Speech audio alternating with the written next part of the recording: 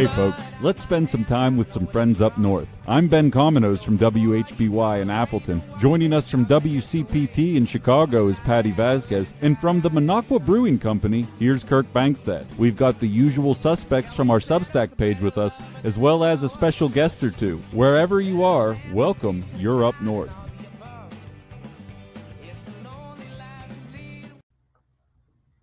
Hello, everyone. This is Kirk Bangstad with the Up North podcast. We have a wild ride today. Ben Cominos lost his voice on WHBY in Appleton, so Amy, our fearless producer, is going to be pinch hitting for Ben today. Patty Vasquez we got her video on vacation and her audio in Chicago. Patty, talk to me. Let's make sure that we can hear you. I can't. Oh, it works. Oh, she can't hear us. Great. Well, last but not least, we have Senator Chris Larson, who may be the only functional guest we have this evening. So that's it. I finally cleared a bar today. Wow. Oh, we got you, Patty? No. She just hit mute. Was it good? Patty, we don't have you. Okay, we'll be. Well, don't worry. So I'm on 2. Oh, so got it. One should be unmuted. Hot. Yeah. So. Okay. So Patty's going to figure out her audio, but I'm going to lead us in. We have a lot to talk about tonight. We're going to talk all about legacy media versus the media of today, independent media, which is basically giving us all of the truth that we all need in these treacherous times in America. The reason that I wanted to talk about this subject today was the reason we want to talk about this subject today was because this is a good thing. Minocqua Brewing Company, we reached our goal of $150,000 raised to perpetuate this new Amazon for progressives that we built with 90 progressive companies selling about 5,000 products. And we hit this goal because I went out. I'll just tell you the story. I went to Mother Jones, which is a legacy progressive magazine in San Francisco. And then I went to the Progressive Voices Network, which is Stephanie Miller, Tom Hartman, John Fugelsang, which are, folks on like serious media. And I asked them to help raise money because their audiences overlap with my audiences. And ultimately, all of the help that they gave us raised very little money. And the help that I got from influencers like comedian Steve Hofstetter, the woke ginger, who's a huge guy on Instagram, Kazim Rashid, who's a progressive, really smart progressive guy in Naperville, Illinois. And these guys are all on Substack, and they actually helped raise this money. So what it realized to me was there is an advertising problem in legacy media, and that people are abandoning it, and that progressives are abandoning it. Radio, and they're going to Substack and they're going digital. And I was like, oh my gosh, like everybody else might know it already, but from an advertising perspective, I'd never thought about it before. So I'm like, this is where media is going, because if advertising matters, which it does hugely, that's how all of media survives, and we can't raise money anymore on these legacy areas, that's a thing. So that's why I'm happy that we raised our goal, but it made me really start thinking deeply about where we are from a media perspective. So what I want to do with this show, and we have 4 segments, is I want to bring everybody up to speed, because we've been through a lot in the last 10 years, and media has let us down over and over and over again. And I kind of would want to remind everybody about the history of when we stopped kind of believing that legacy, that corporate media was the truth. Because it happened. I'm sure everybody that's listening right now, it happened to you at some point. You're like, wait a second, this is not this is not Walter Cronkite and Dan Rather anymore. This is doesn't make any sense to me, and it's not truthful. So I wanted to talk about that. Then I want to talk about what happened in the last year in the second segment, because that's when we really lost our most of our trusted media in 2025. Then I want to talk about the muckrakers of 100 years ago and what's happening now, and like this muckraker 2.0. And then I want to talk about where we're going in the future. So without further ado, Patty, are you back yet, or do I need to have Amy talk about what are some of the, remind us of some of these ratings issues that led corporate media down the wrong path? Can you? Oh, hi everybody. Hey, we're on. Traveling a little bit from our end with tech, so thank you very much for your patience. Are you getting an echo or no? No, we're great. Outstanding. So one of the things that I struggled with in 2016 was how quickly Trump was able to overtake the entire field of candidates. Right, because there were people who were betting. There were like professors, there were political strategists who were like, he's not going to make it past the first debate. But it was spectacle, and everyone loved what it did for ratings. And I know that we've talked about this before. I think it was Les Moonves who said he might be terrible for the country, but he's good for ratings. And that's what it's always come down to, is what can he do for our wallets? And we see that culminating with the billionaires basically hijacking our elections. And you're right. Legacy media let us down in 2016. They normalized him. It's called earned media, which I don't think a lot of people have heard before, which is basically just by his pure existence, he was getting coverage rather than, maybe you pay for advertising or you come up with it was basically just him as spectacle, as a circus sideshow. And that's what that really was what led to his election, was how much money people can make off of putting him on the news. Okay, so Amy, you and I have talked about this a lot, and you helped me produce the show today. So you looked up a lot of this stuff. So you really are the expert on all the thoughts we're going to have today. But I know I've been through it, and Senator Larson has talked to the media a lot. There is this nagging journalistic need to be fair, even when being fair means giving airtime to lies. Because sometimes there's the truth and a lie, but if you're a journalist, sometimes you feel the need to actually air both sides of the story. Can you talk to us about both sidism over the last 10 years that kind of made us distrust corporate media? I absolutely cannot, but I will just wing it.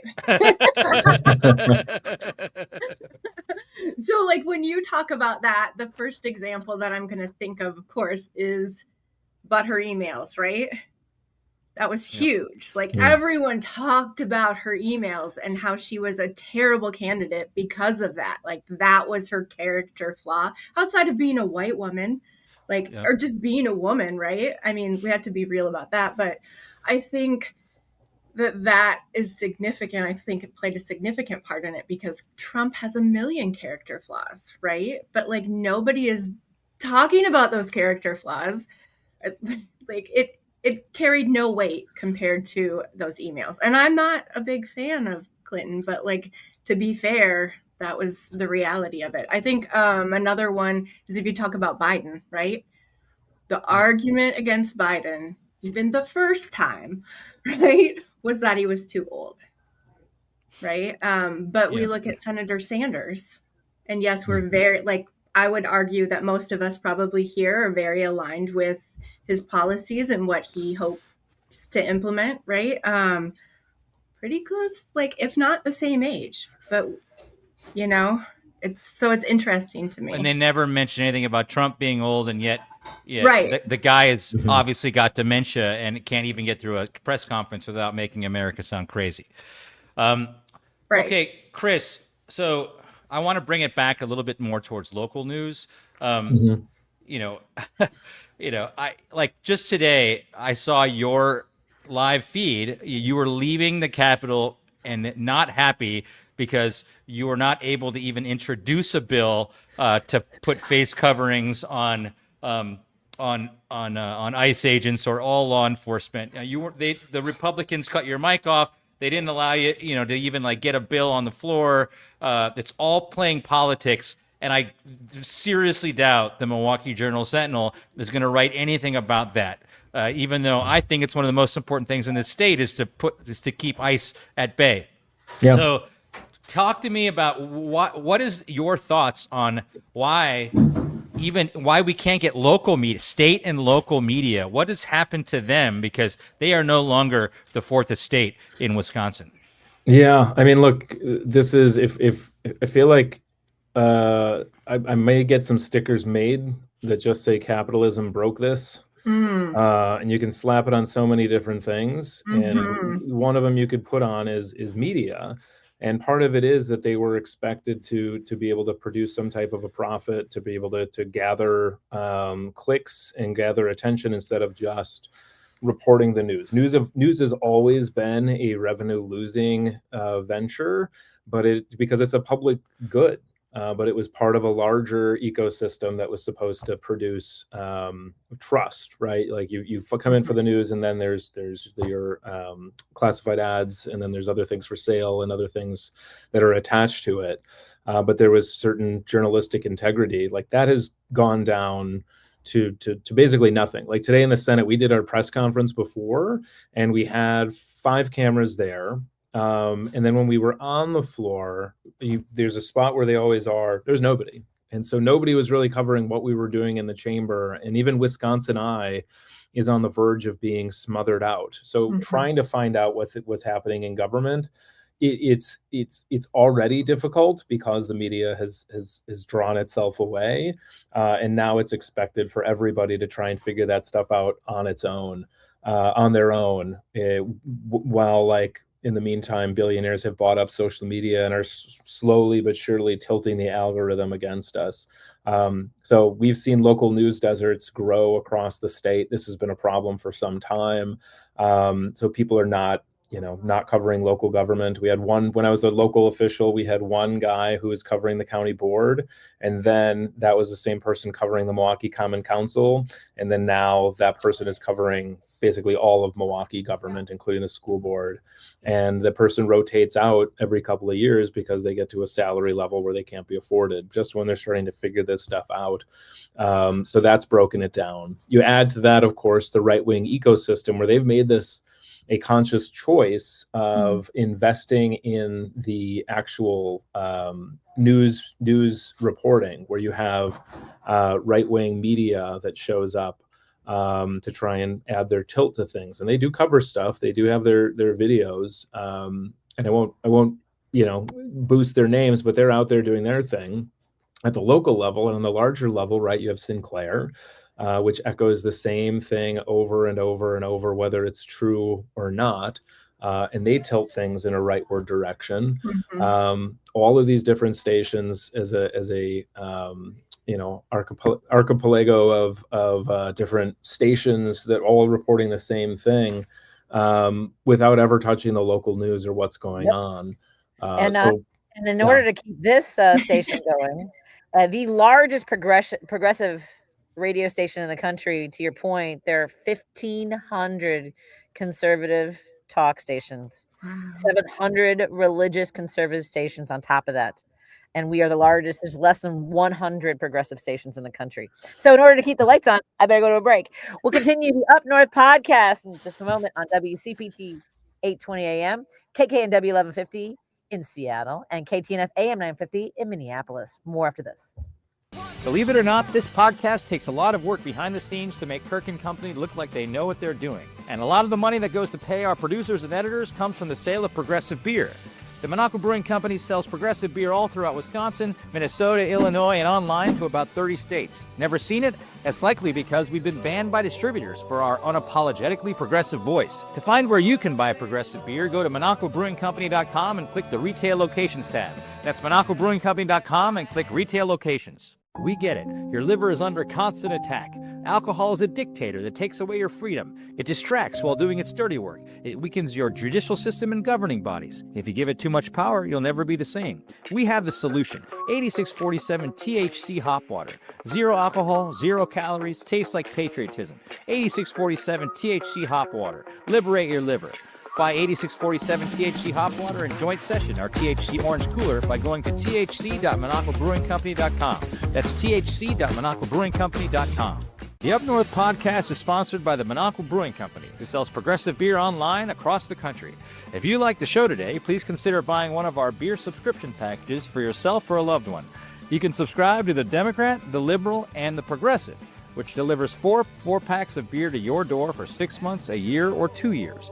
To find where you can subscribe to get progressive beer delivered to your door every month, go to MinocquaBrewingCompany.com and click Progressive Beer. That's MinocquaBrewingCompany.com and click Progressive Beer. The Minocqua Brewing Company is excited to partner with Brouhaha Coffee to create woke coffee. Get woke, go broke. That's what they say, right? Au contraire, mon frère. This gourmet coffee was awarded 2025 Roast of the Year at the Coffee Break Festival in Wisconsin, and it comes in both medium and dark roasts. Support our political action and enjoy fabulous coffee at the same time. For our Up North podcast listeners, go to the MinocquaMarketplace.com, find coffee under the beverage tab, and type in Up North to get 10% off your order. That's MinocquaMarketplace.com and use the promo code UpNorth.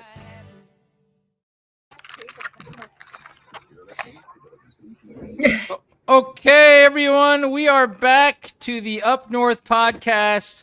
Patty is back with WCPT 820 Chicago. Senator Larson's in Milwaukee, and Amy is in Milwaukee, and Ben is going to get his voice back for the next time we are online. Poor Ben, talk show host without a voice.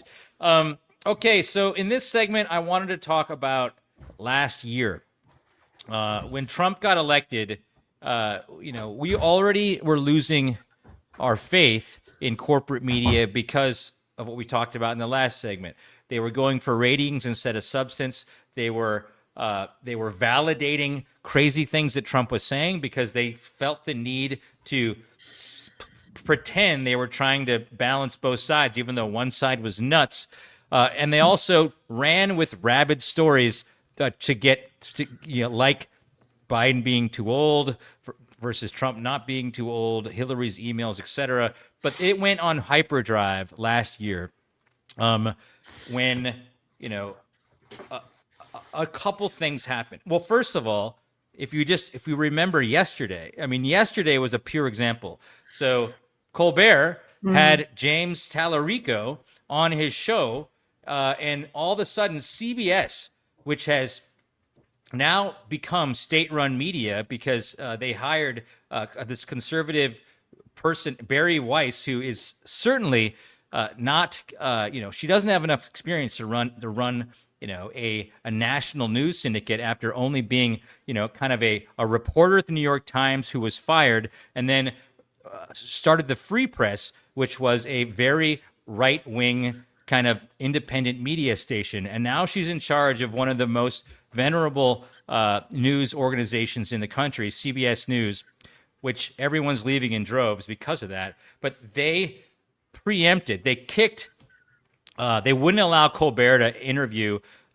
progressive Texas Senate candidate James Tallarico. The reason was they were obeying a FCC rule that said even during talk shows, we needed to give candidates equal time, which wasn't even a rule yet, and it's all a lie. It's all a lie. So that's CBS's issue. Amy, talk about some of the other instances in the last year when we've seen kind of a complete capitulation by network news, corporate news. Did you mean Amy? Yeah, I meant Amy. You just called me out. Oh, this is great. Okay. So, oh, no. I can't. I got it. So Kimmel, that's the only thing I can think of is Kimmel. But like. So Kimmel, Kimmel got canceled. Colbert got canceled. We've got, MSNBC went to MS Now because they were kind of defunded. I think CBS, NBC, ABC, and then everybody left 60 Minutes. Patty, what else is going on with newspapers? Well, I mean, with the Washington Post and the ways in which, Bezos, not, we think about how he just decimated the newsroom recently, but he had already made it clear that he didn't want journalists doing their job.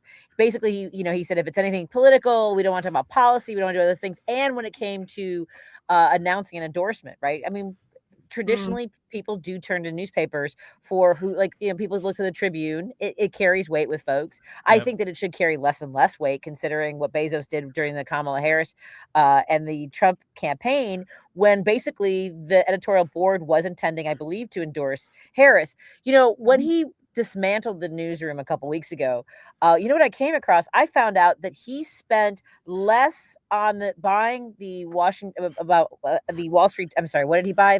Now I'm losing my track of my Washington Post. Thank you so much. When he bought the Washington Post, he spent less on the entire newspaper than he did on a yacht. Like, he spent $250 million to buy the Washington Post, put his thumb on the balance of our independent journalism, and then decimated the newsrooms. There were people who were still working in other parts of the world who were stranded there because he dismantled the newsroom. And this is what the oligarchy wants to do. They want to control what we hear, what we read, what we understand, just the general information that's out there. Yeah, he fired people and then didn't give them any money to fly home. Yep. That's how bad it was. So we got the network news are kind of falling apart. Our one of the Washington Post which is tied with the New York Times, in my opinion, of being like the standard news organization that we all look to for truth in America. The New York Times is I think is still lurching right. I mean, they were part and parcel of killing the Biden presidency. So I have less faith in even the New York Times anymore, but at least they're the only ones standing at a national level right now in America. Chris, we're talking about newspapers and television news, but what about all the rest of the platforms that we are all on in America? That's very scary too. Yeah, I mean, look, on the newspaper front too. Even in Milwaukee, I still get my newspaper printed. Part of it is I believe in the institution and want to support them, even if they're not always the fairest. But even last, I think it was 2 years ago, that they actually switched their printing, so they print the newspaper a day early, which is just kind of like jaw-dropping. That's printed in Illinois and then shipped over the border. And so you get it, and knowing that, you're literally reading yesterday's news. So their timeliness is very much delayed. And then add to it, like, well, what can you kind of cover in an untimely way? And it's usually older things. And they don't like to offend folks. The people who are reading newspapers are a bit older, so they tend to frame these things that are certain as questions, right? Instead of actually stating the actual fact. And that, that I don't know if we have time in this segment to go into the other media and how that has tilted. But obviously that's a huge problem. Do we have time to talk about how social media has tilted? We got about 3 minutes. Go for it, Chris. Go for it. Okay, so I think it's an important thing because it is creating an ecosystem around people who expect things to be fair. So, I was one of the Facebook generation that was on there when you had to have a .edu, kind of aging myself there. But you have like this expectation that what you put in when you're seeing people's feeds, it's not tilted any one way. That has changed, right? Under Zuckerberg, where they have tilted the ecosystem so you don't even notice, but you're in a right-wing ecosystem. It's more obvious with Twitter, and it's becoming more obvious with TikTok. So it is wildly concerning, but luckily the generation that's coming up is skeptical of all power. So not to leave it on a sour note that all hope is lost as they're feeding this. They have gotten sloppy in the messages they try to convey. So even though they have all these things tilting, it's almost like viewing AI slop in what they're trying to churn out, whether people have a realization that this is pretty tilted against reality, much less against a fair system.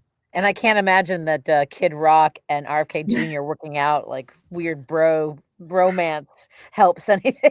I love their instincts to put that up on social media. Yeah, With that's the that's full totally it. That's totally getting the hip kids, you know? It's two dudes working out in jeans. Oh man. They got the res.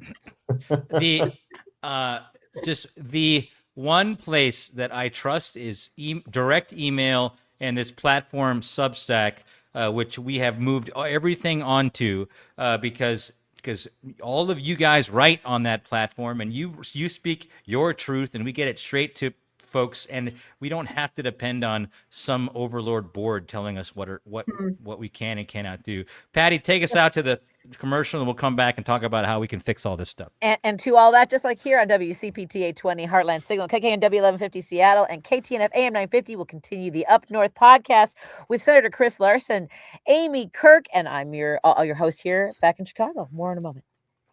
Believe it or not, this podcast takes a lot of work behind the scenes to make Kirk & Company look like they know what they're doing. And a lot of money that goes to pay our producers and editors comes from the sale of our progressive t-shirts. The Minocqua Brewing Company sells t-shirts to supplement our beer sales because we've been banned by beer distributors for our unapologetically progressive voice. To find where you can buy our t-shirts, go to MinocquaMarketplace.com and go to apparel. For Up North podcast listeners, get 10% off on all of our merch by going to MinocquaMarketplace.com and typing in promo code UpNorth. That's MinocquaMarketplace.com, promo code UpNorth. The Up North podcast is sponsored by the Minocqua Marketplace, or what we like to call the Amazon for progressives. Every product sold on the Minocqua Marketplace is made by a company that's pledged to never donate money to the MAGA movement. There's over 60 companies on our marketplace, and we sell everything from nuts to detergents to doormats. Save democracy with your wallet by shopping only at MinocquaMarketplace.com. For Up North podcast listeners, save 10% on any order in the store by going to MinocquaMarketplace.com and typing in promo code UpNorth. That's MinocquaMarketplace.com, promo code UpNorth. We get it. Your liver is under constant attack. Alcohol is a dictator that takes away your freedom. It distracts while doing its dirty work. It weakens your judicial system and governing bodies. If you give it too much power, you'll never be the same. We have the solution. 8647 THC Hop Water. Zero alcohol, 0 calories, tastes like patriotism. 8647 THC Hop Water. Liberate your liver. Buy 8647 THC Hop Water and Joint Session, our THC Orange Cooler, by going to thc.minocquabrewingcompany.com. That's thc.minocquabrewingcompany.com.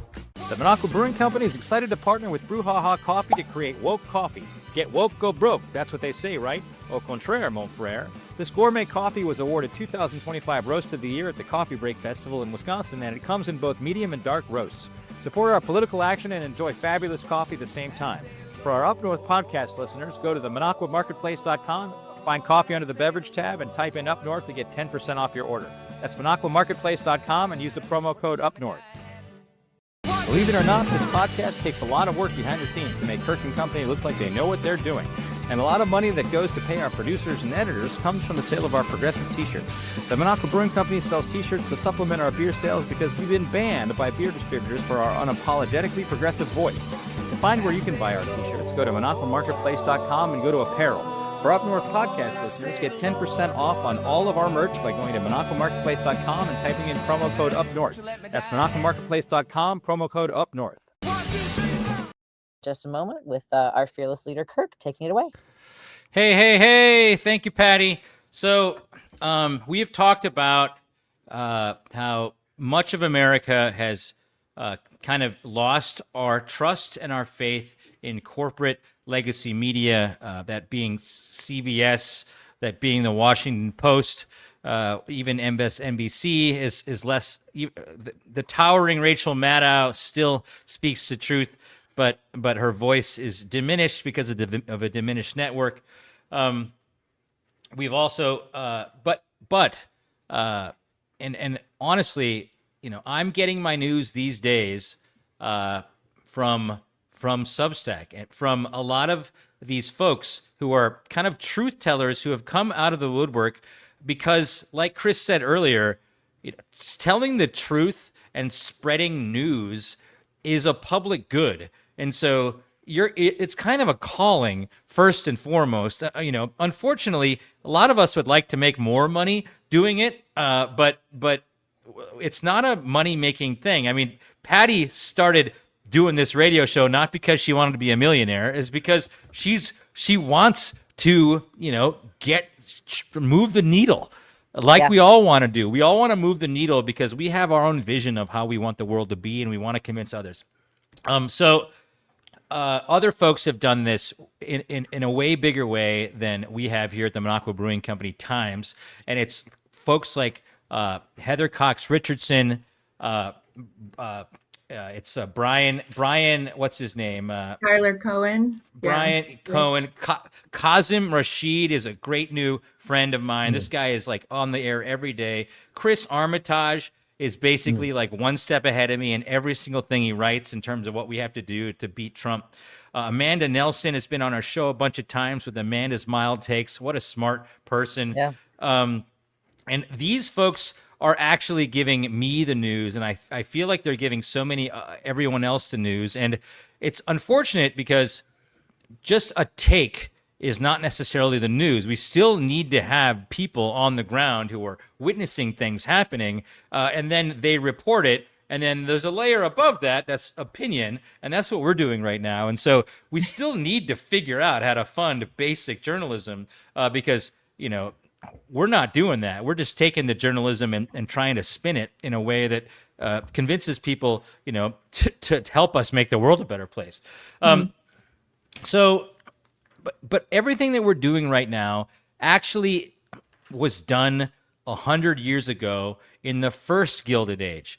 We are in the second Gilded Age, and the second Gilded Age means that most of the power in America is held by a few billionaires, oligarchs, and this is the second time we've been in this situation in America. The first was similarly right around the turn of the century when we had, instead of Bezos, Zuckerberg, Thiel, and Musk, we had Carnegie, Vanderbilt, J.P. Morgan, and all the folks that had monopolies on everything that we need, from rail to banking to steel to meat production.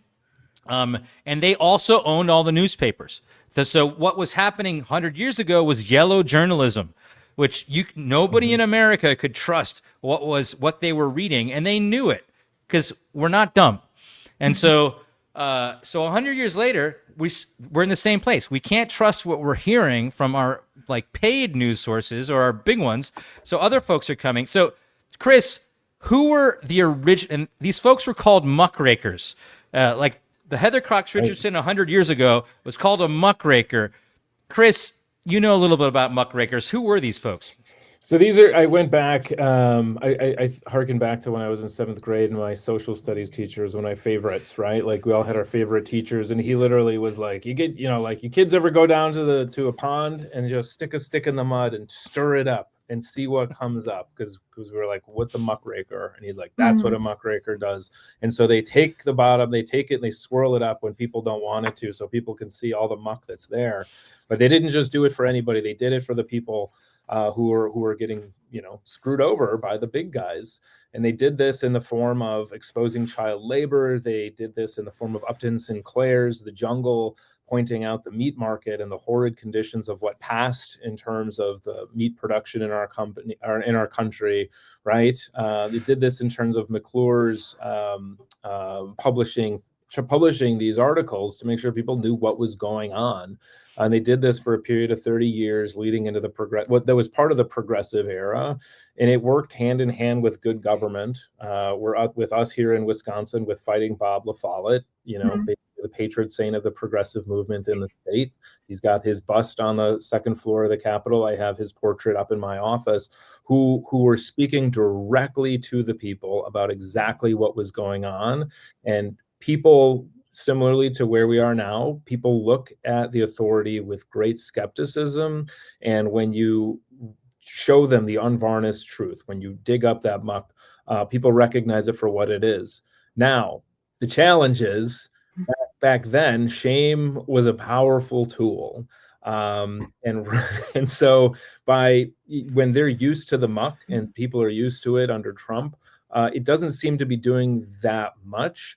But it is. And just to go back to the point when you first started, we stopped the Senate session today in its tracks when I brought up a bill all of the senators had to vote on unmasking law enforcement in the state of Wisconsin. And I attached it to what's going on in Minnesota, attached it to what's going on, and said, I think we can all agree that if law and order is supposed to happen, those who are enforcing the law will be held to account. Can we all agree on that? A number of Republicans came over to me and like, what is this you're talking about? I couldn't tell if they were playing dumb or were actually in the role, but they claim to not to know how ICE is recruiting white supremacists, how they are using these memes as a currency to be able to recruit while downgrading the training levels. And this was a law enforcement officer who was now a senator talking to me, and you could see in his eyes that this wasn't believable to him, but it was enough that all of them had to suddenly answer for what their party was doing overall, and that was enough. Just raking that muck a little bit was enough for them to shut down the entire debate and shut down the conversation for the rest of the day and extinguish all bills and send us home.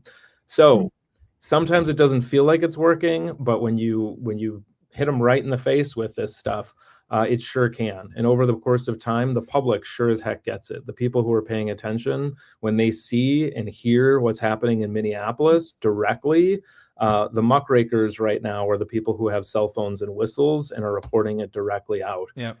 We need the big ones. We need what we're doing for sure, but everybody is doing this in their own way and putting themselves on the line.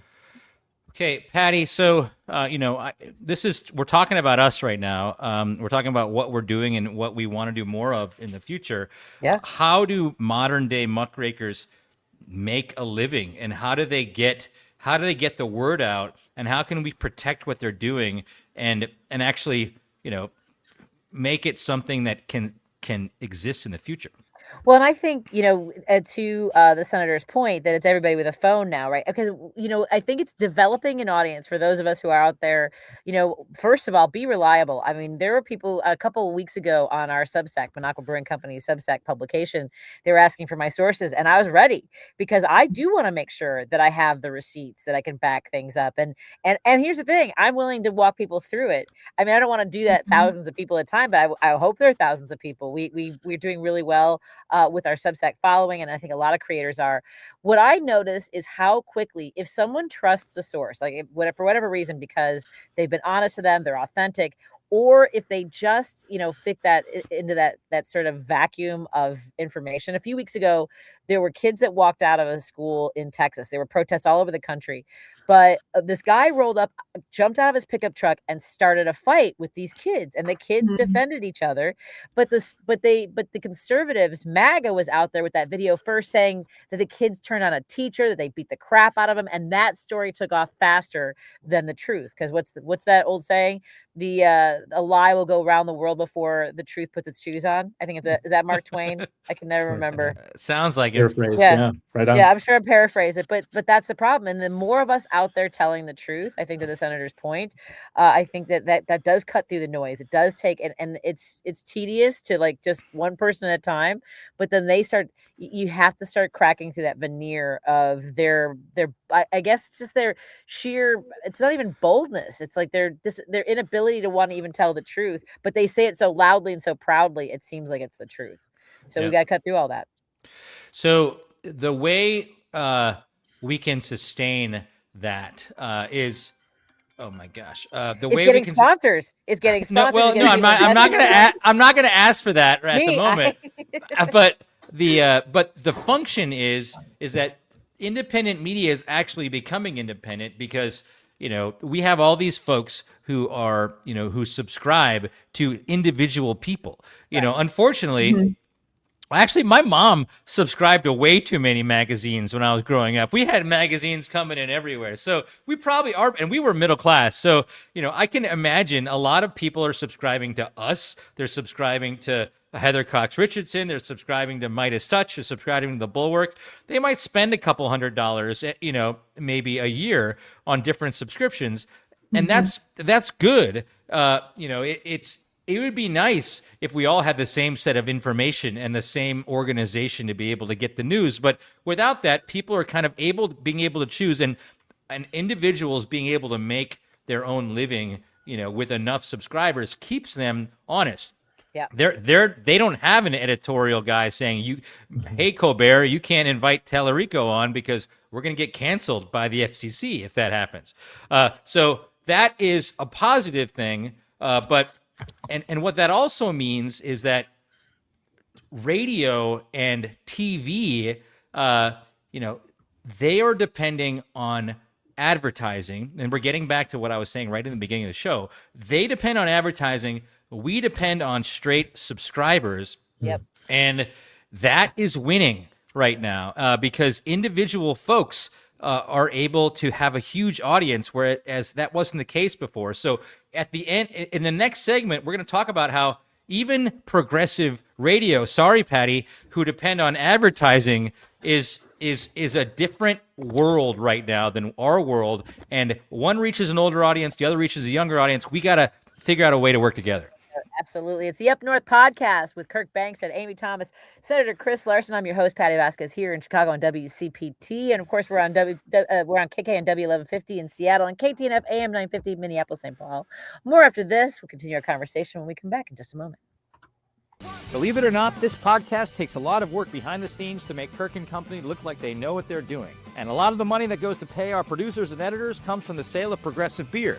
The Minocqua Brewing Company sells Progressive Beer all throughout Wisconsin, Minnesota, Illinois, and online to about 30 states. Never seen it? That's likely because we've been banned by distributors for our unapologetically progressive voice. To find where you can buy Progressive Beer, go to MinocquaBrewingCompany.com and click the Retail Locations tab. That's MinocquaBrewingCompany.com and click Retail Locations. The Up North podcast is sponsored by the Minocqua Marketplace, or what we like to call the Amazon for progressives. Every product sold on the Minocqua Marketplace is made by a company that's pledged to never donate money to the MAGA movement. There's over 60 companies on our marketplace, and we sell everything from nuts to detergents to doormats. Save democracy with your wallet by shopping only at MinocquaMarketplace.com. For Up North podcast listeners, save 10% on any order in the store by going to MinocquaMarketplace.com and typing in promo code UpNorth. That's MinocquaMarketplace.com, promo code UpNorth. The Up North podcast is sponsored by the Minocqua Brewing Company, who sells progressive beer online across the country. If you like the show today, please consider buying one of our beer subscription packages for yourself or a loved one. You can subscribe to the Democrat, the Liberal, and the Progressive, which delivers four packs of beer to your door for 6 months, a year, or 2 years. To find where you can subscribe to get progressive beer delivered to your door every month, go to MinocquaBrewingCompany.com and click Progressive Beer. That's MinocquaBrewingCompany.com and click Progressive Beer. Believe it or not, this podcast takes a lot of work behind the scenes to make Kirk and Company look like they know what they're doing. And a lot of money that goes to pay our producers and editors comes from the sale of our progressive t-shirts. The Minocqua Brewing Company sells t-shirts to supplement our beer sales because we've been banned by beer distributors for our unapologetically progressive voice. To find where you can buy our t-shirts, go to MinocquaMarketplace.com and go to Apparel. For Up North podcast listeners, get 10% off on all of our merch by going to MinocquaMarketplace.com and typing in promo code UpNorth. That's MinocquaMarketplace.com, promo code UpNorth. Welcome back, everyone, to the Up North podcast. We have Patty Vasquez from WCP Tweed joining us, Senator Chris Larson from Milwaukee, Amy from Milwaukee, and we are continuing our conversation about where do we go from here with truth-telling and the media in America, because we so desperately need everyone to be hearing the same truth, as opposed to living in silos and making decisions about who you vote for based on potential lies. So, Patty, my first question is, we've lost corporate journalism or corporate media. Is kind of, it's crumbled in front of us. We have progressive radio, which you're straddling both lines. You're in progressive radio, but you're here on Substack with us. You're making your own videos. What is the problem? I mean, how are the audience striated right now? And do we work together, or do we just build up a new system? What do you think? Look, first of all, I will say I know people are looking for like-minded folks or a different source, right? I know that they're looking because we have grown our Facebook page by just 10,000 people in 1 month because people are looking for, I know it's been crazy. And I'm so grateful for everyone who supported us. I know that that's also turning into people then listening to radio. You need to sort of like feed each other, right? Like I do a video, tune in for more of the story later. And the same thing here, talk about the Instagram, the Facebook post. But that's just about building my own audience. I think that we need to also build these communities, but I know that they are looking for it. I think that, you're right. I think it's having those email lists, it's building that trust, that relationship. I think it's, and also, when we were talking about radio dying, and young folks, that more older folks listen to the radio, look, people are looking for real experiences. There's so much AI out there. I think that that's also starting to have an impact, that people want those genuine experiences. And I think radio, the online content, the writing, I think there's an entire universe we're building there and creating a community. Amy, I want to ask you the same question. You've been through this journey with me as kind of the producer for the Minocqua Brewing Company Times. I mean, you wrangle Chris to get his stuff done before Saturday. I try. Do we, and we thought a lot about this in the last few days when we put the show together. Do you think a new system has to come out of the ashes in America for people to trust again, or do we need to kind of just blend the old ways with the new ways? I think we need a new system. I think people are looking for a new system, right? My parents don't watch the news, and we're speaking of an older generation. I don't watch the news, but I think what the problem is like I removed TikTok. So, and maybe this is a terrible thing, but I was getting a lot of the updates about what's happening around the country, especially with ICE and protests and things like that from TikTok. Without TikTok, now I'm getting it from like Instagram Reels.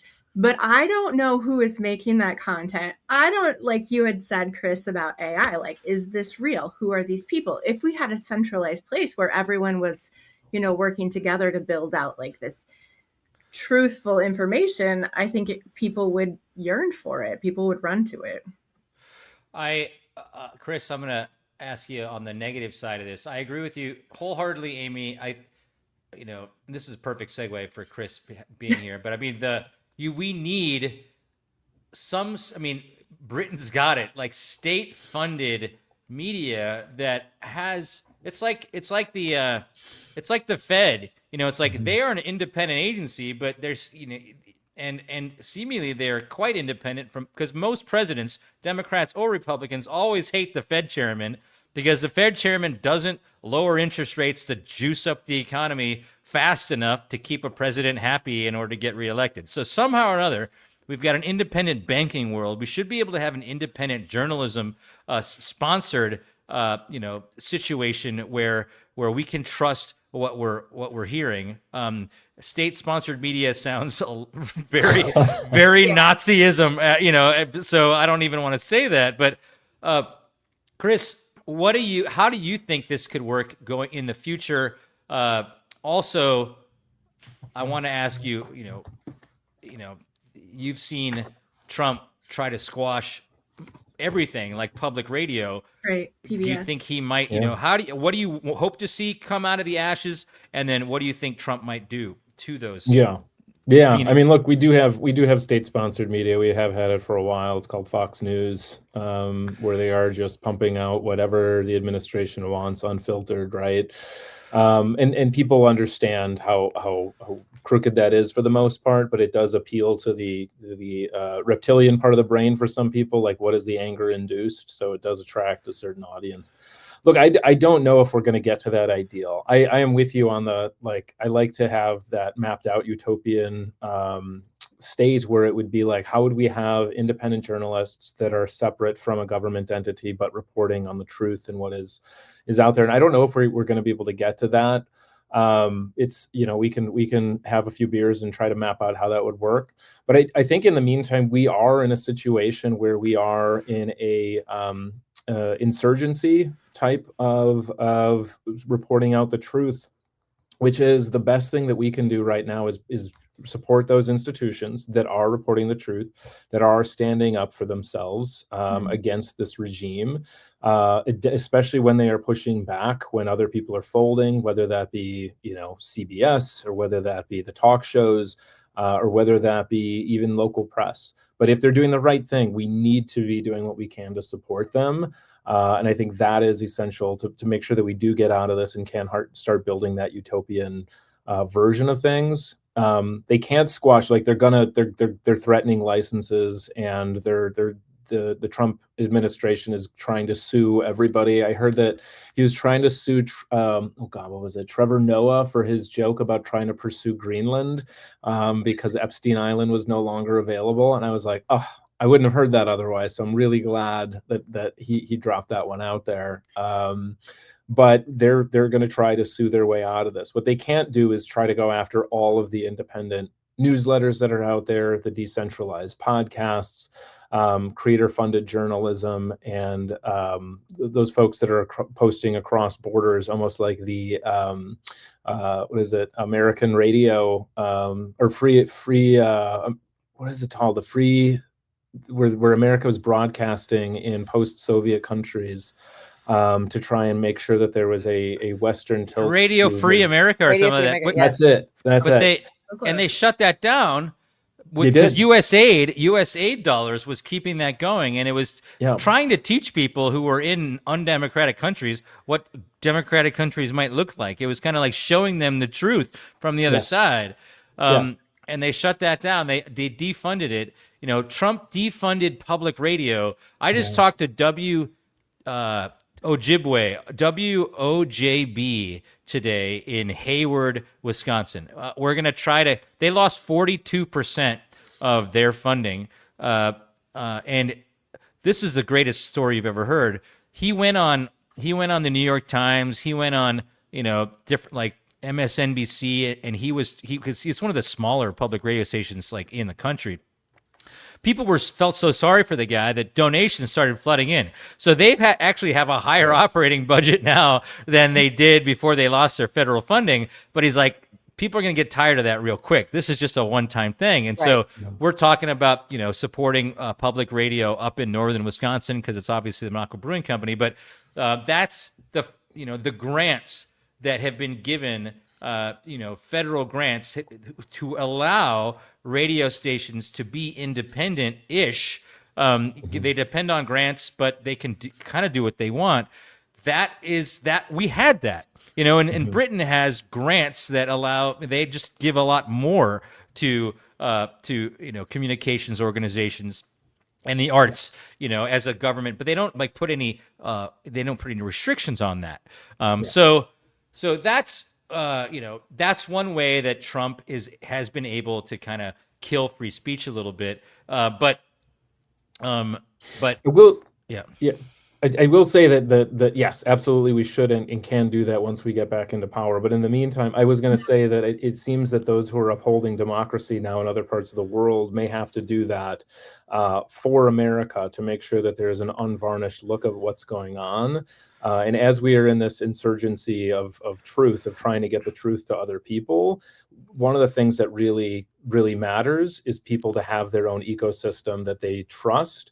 And part of that is being patient with your friends, be patient with your family, and try to puncture their ecosystem.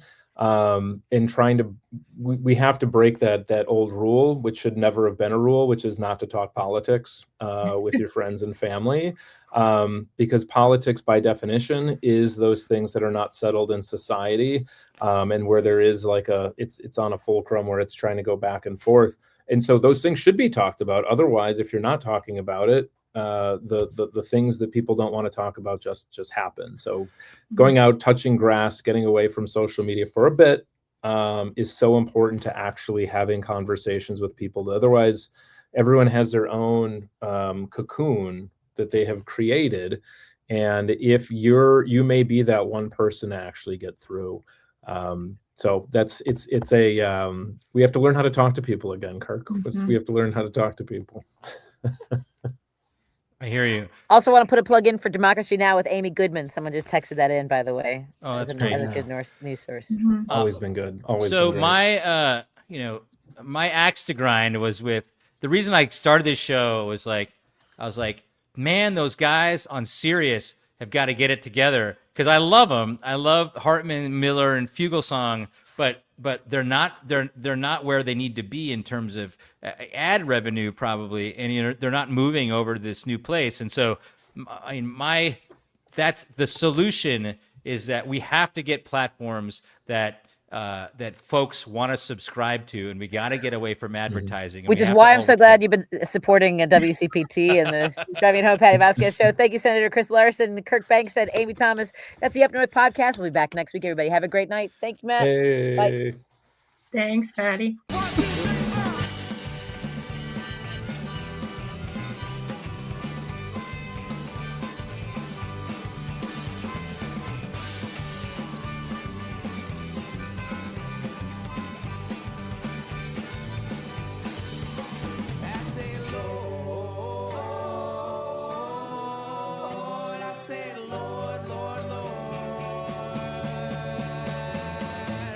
Let me die.